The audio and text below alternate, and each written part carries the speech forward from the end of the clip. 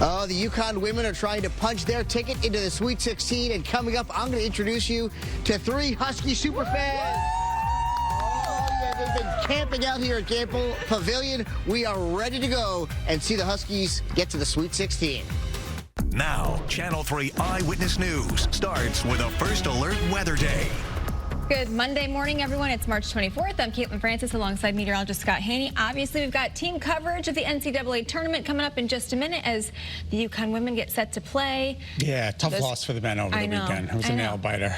Crazy, right? I was on the edge of my seat the whole game. All right, we're going to have much more on that coming up, but we got a First Alert Weather Day on tap. We do, and we got a little snow coming down in parts of northwest Connecticut. Not a lot, but it is enough to grab your attention. Hi, everybody. Good morning. As you take a look at First Alert Live Radar, the only live radar in Connecticut, scanning a little bit of blue up here in parts of northwest Connecticut. So Cornwall, Litchfield, Morris, you might be seeing some flakes flying around. I'm going to zoom into Warren, Connecticut, right over the Angevine Christmas Tree Farm.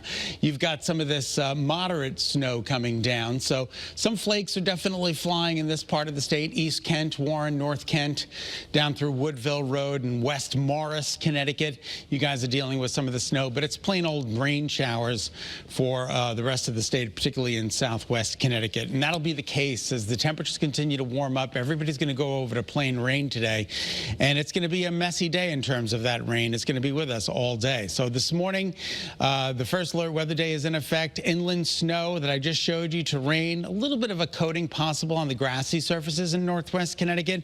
And basically what we're going to be dealing with is a wet commute with poor visibility. There is a winter weather advisory in effect for northern Litchfield County, March 24th. Can you believe this? We thought we were done. We're not. Winter weather advisory, so just keep in mind there could be some slick spots up there. And in the meantime, temperatures will warm close to 50 degrees today, a little bit below average, under mostly cloudy skies with rain expected. And that rain could be a little bit moderate to heavy.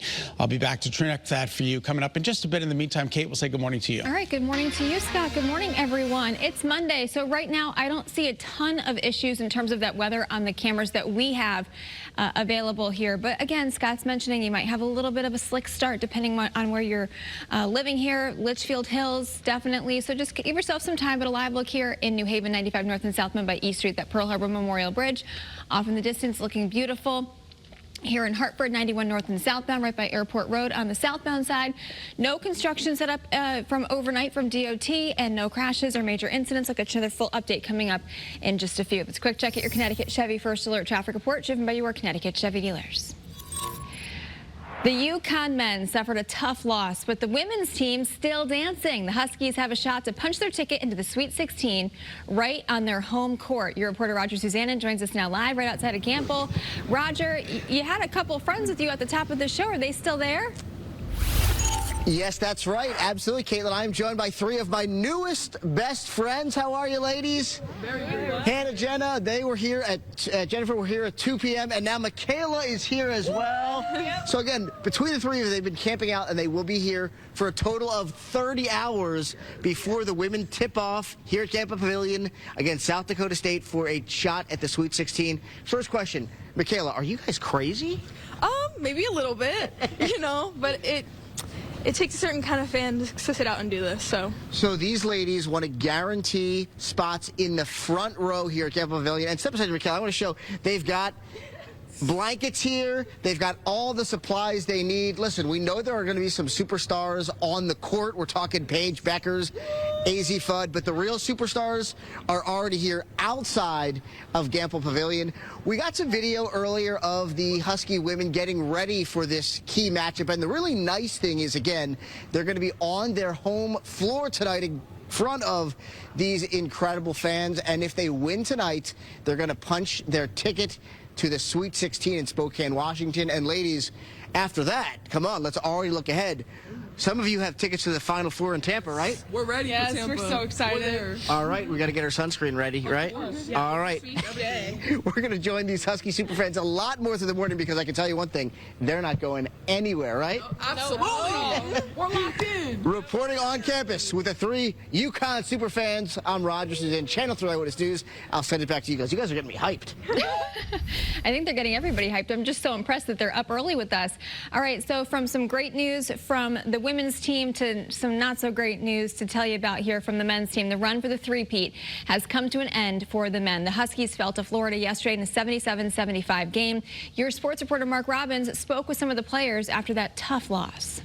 There won't be a third straight national championship for the Huskies, and their 13-game tournament win streak has been broken. But it's the broken hearts in that UConn locker room after the loss to Florida that is going to stick with me for quite some time. All 13 of these guys in this locker room mean the world to me.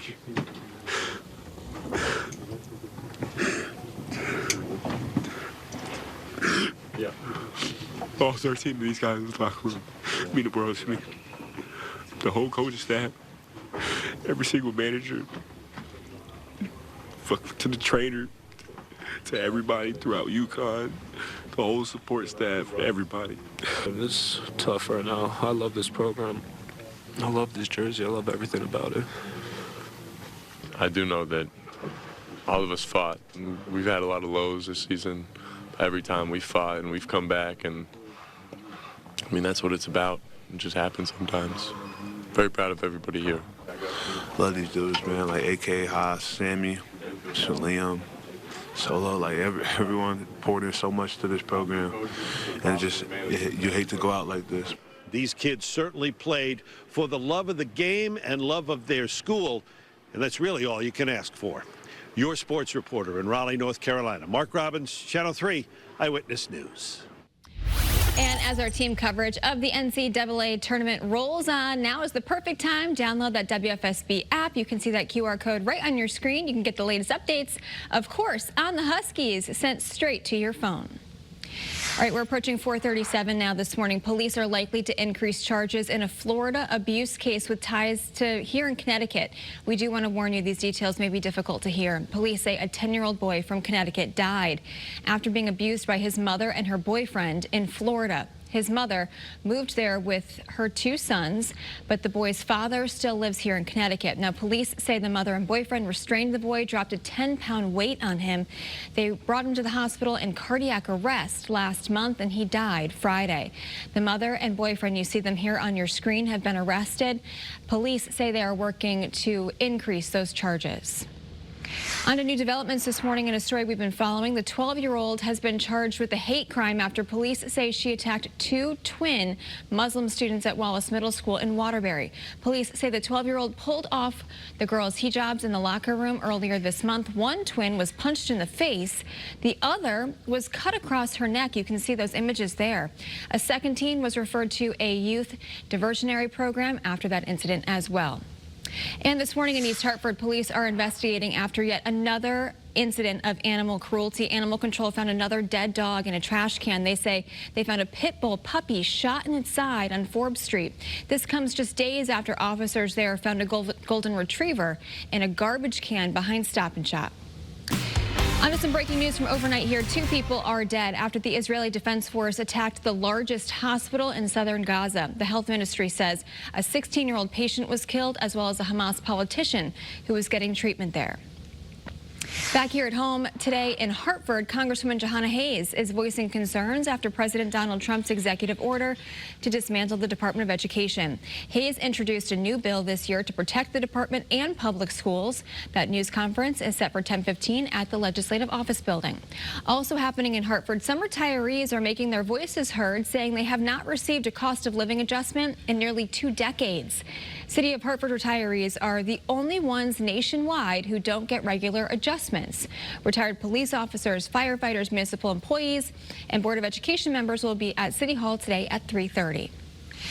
And police in Putnam are warning you about a Facebook marketplace scam. They say scammers are posting fake apartment listings, then stopping communication after they receive application fees. Now, police say you should always directly speak to a property manager. 4:39, our coverage continues in a tragic case in Waterbury. Kimberly Sullivan will be back in court this week. Her lawyer says she's expected to enter a not guilty plea on Wednesday after she was accused of holding her stepson captive for more than 2 decades. The man escaped earlier this month after starting a fire. We're taking a look at body cam footage here. Police say he's 32 years old but weighs just 68 pounds. For just about 4:40. Let's take a look at the headlines. The precipitation is moving in, and when I say precipitation, it's in a couple of varieties. You've got some snow, you've got some rain. Nothing too substantial at this hour, but it is expected to fill in as we move through the day today. It's going to be a mostly wet Monday, and that rain is going to continue until about 4 or 5 o'clock this afternoon. But milder days are ahead after a little bit of a cool down. Yesterday, we only got to 44. As you can see from First Alert Live radar, we are showing a little bit of blue up there in parts of northern Connecticut, and the temperatures are good, except northeast Connecticut. You're below the freezing mark, so we're hoping that the temperatures rise there before the precipitation rolls in. But you know what? Any snow will go over to plain rain during the day today, and it's going to rain pretty moderate to heavy with an inch on the way. So grab the umbrellas. You're going to need them. Cooler temperatures today than average. The average high for this time of year is now 50 degrees. 4:41 is now the time. Good morning, Kate. All right, good morning, Scott. Good morning to you if you're just waking up with us here. Coming up on your Monday morning, new details continue to emerge in this deadly mass shooting in New Mexico, the very latest coming up. And the popular snack food you should not be packing for lunch today, we'll tell you what that is. Plus, an exciting matchup for the UConn men's hockey team's first ever NCAA tournament. Eyewitness News is back right after this.